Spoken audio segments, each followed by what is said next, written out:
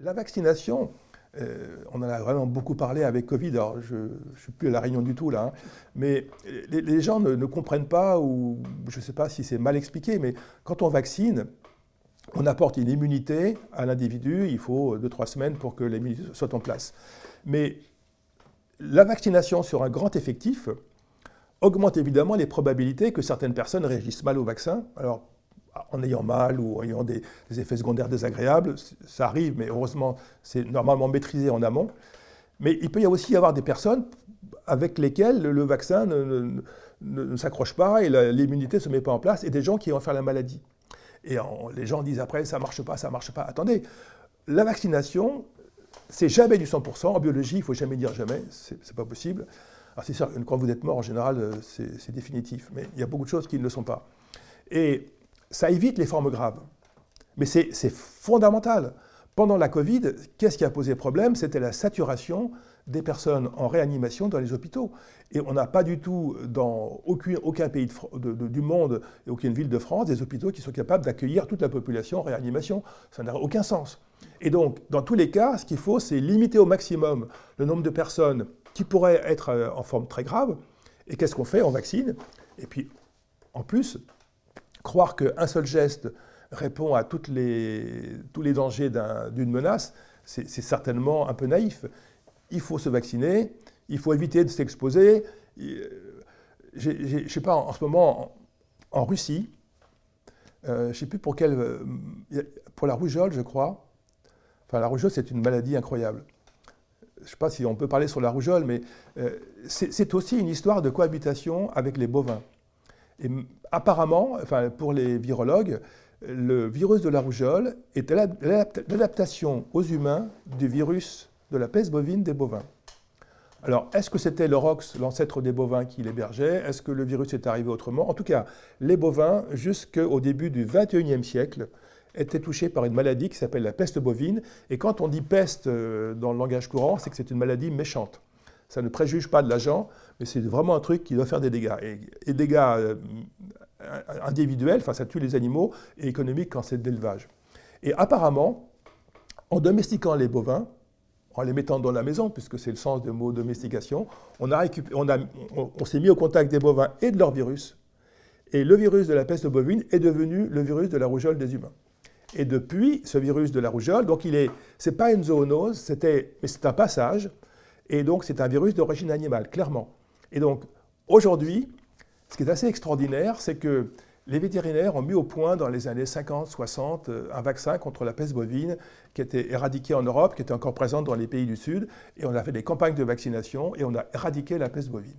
C'est la deuxième maladie qu'on éradique à la surface de la planète, après la variole dans les années 80, ça c'était l'OMS et les services de santé humains, et en 2011, la FAO, donc l'Organisation mondiale de l'alimentation, et l'OMSA, l'Organisation mondiale de la santé animale, annonce l'éradication du virus de la peste bovine dans le monde. Donc c'est le deuxième virus qu'on a éradiqué, un virus d'une maladie animale.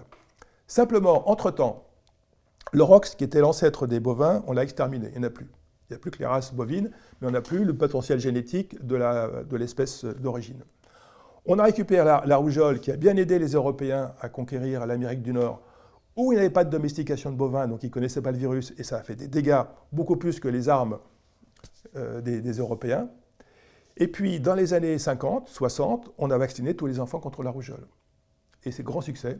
Donc, on n'a plus de rougeole. Et puis, arrive la fin du XXe siècle, le début du XXIe. Alors, à la fois, vacciné contre la rougeole, mais il n'y en a plus. Ah, il n'y en a plus, mais il n'y en a plus ici, mais il y en a encore un petit peu ailleurs. Dans les années 70, ça tue encore 5 à 6 millions d'enfants africains tous les ans. 5 à 6 millions, c'est pas juste anodin, hein. C'est à peu près ce qu'a tué le Covid dans les années 20, 21, quoi. Et donc, en même temps, il y a le courant anti-vaccination qui a émergé de différentes façons. On en a beaucoup parlé avec Covid.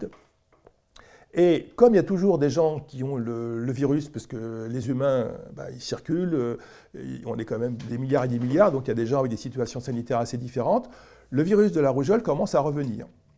Et c'est le virus qui a le plus fort taux de transmission. Alors, on a parlé du taux R0 pendant Covid, c'est combien d'individus un malade peut-il contaminer avec le virus qu'il a. Avec la grippe, c'est 3-4, avec Covid, je ne sais plus quel était le chiffre, j'ai même oublié, vous voyez.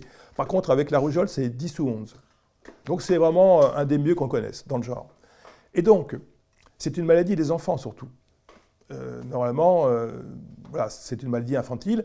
En Afrique, ça tuait beaucoup parce que les enfants avaient des problèmes de comorbidité avec d'autres infections, avec du parasitisme, avec une mauvaise immunité, et donc ça tuait bien. Chez nous, c'est vrai que ça tue beaucoup moins, mais depuis 20 ans, donc depuis le 21e siècle, on revoit des morts de rougeole en Europe. On en a eu en France. Et en ce moment, depuis quelque temps, il y a une épidémie au Texas, en 2025, avec des cas humains. Et alors, quand on lit, moi je ne suis pas au Texas, je vois passer des revues scientifiques, quand on voit comment les gens, les autorités sanitaires, en gros, il faut plutôt faire des prières. Et ils n'ont plus accès aux vaccins, c'est devenu compliqué de les trouver, ils ne sont plus dans les pharmacies, ça devient extrêmement chaotique comme gestion. Et l'autre côté, en Russie, si j'ai compris, si c'est bien pour la rougeole, ils n'ont plus de vaccin du tout, parce qu'ils le font eux-mêmes, ce sont des marchés apparemment un peu différents, et le prochain vaccin sera sur le marché dans 1 an ou 2.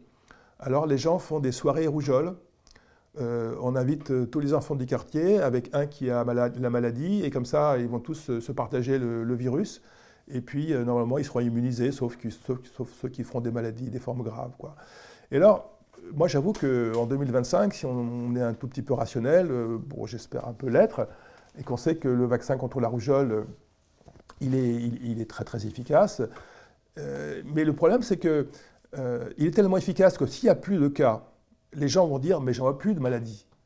Donc, ou alors, ce qui peut arriver aussi, c'est que vous avez toujours le risque d'accident, c'est à peu près 1 cas sur 1 million. Et quand le nombre d'accidents devient du même ordre de grandeur que le nombre de cas, il y a des gens qui peuvent dire que ce n'est pas acceptable. Alors, à ce moment-là, si les gens n'achètent plus de vaccins, les gens qui le font, ils arrêtent de le faire. Et on ne remet pas en route une chaîne de fabrication de vaccins comme on démarre sa voiture le matin. C'est plus compliqué. Et donc, on arrive à des situations, et dans des pays, si je prends Russie et États-Unis, ce n'est pas les pires des pays, d'un point de vue développement, a priori, on pourrait supposer qu'il y a des gens qui connaissent un peu tout ça. Et on a des schémas qui sont très, très curieux, et qui sont un peu effondrans, en fait, Et ça, c'est vraiment une drôle de leçon, à une époque où on pensait qu'on avait quand même un peu acquis des notions un peu appliquées, un peu pertinentes. Alors tout à l'heure, je disais, mais comment on pouvait gérer une maladie infectieuse sans connaître les microbes? Et aujourd'hui, qu'est-ce qui nous manque, qui nous permettrait d'appréhender des maladies qu'on ne sait pas encore contrôler correctement? Le problème, c'est que si on perd les notions qu'on a acquises sur contagion, microbes, microbisme, transmission, protection, immunité, ça devient plus compliqué, quoi. Et donc, le monde dans lequel on est aujourd'hui, au niveau de la biologie, parce que quand même, on a beau dire ce qu'on veut, nous sommes des êtres biologiques. Et ce n'est pas les règles d'économie qui nous font mieux aller, c'est notre état de santé, c'est la façon dont on échange avec les autres, c'est également tout ce qui est relationnel, évidemment. Et donc, je redis que c'est plus sympa de parler avec une personne. Quand je vois mon ordinateur qui me demande régulièrement, quand je vais sur un site, cliquez là pour montrer que vous êtes bien un humain. C'est une machine qui me demande si je suis un humain, mais c'est quand même incroyable. Moi, je pourrais peut-être demander à la machine si c'est vraiment une machine, mais que la machine me demande si je suis humain, je trouve qu'on se moque un peu du monde quelque part. Hein. Tout ça pour aller visiter je ne sais pas quoi, ou récupérer un PDF sur une histoire épidémique quelconque, c'est quand même assez étonnant. Et donc, je ne sais pas comment tout ça va se terminer, mais là, on est vraiment dans une phase où pourtant il y a des notions intéressantes et enrichissantes en plus, et qui seraient universelles au sens positif du terme, où c'est vrai, quel que soit le pays où vous habitez, quelle que soit la couleur de votre peau, ou quelle que soit votre religion, c'est vrai tout ça. Et je suis un peu surpris.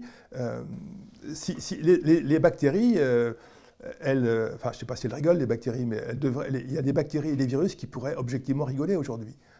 Alors qu'ils ont peut-être pu avoir un peu peur à un moment parce qu'on avait compris qui ils étaient et où ils étaient et comment on allait faire pour s'en débarrasser.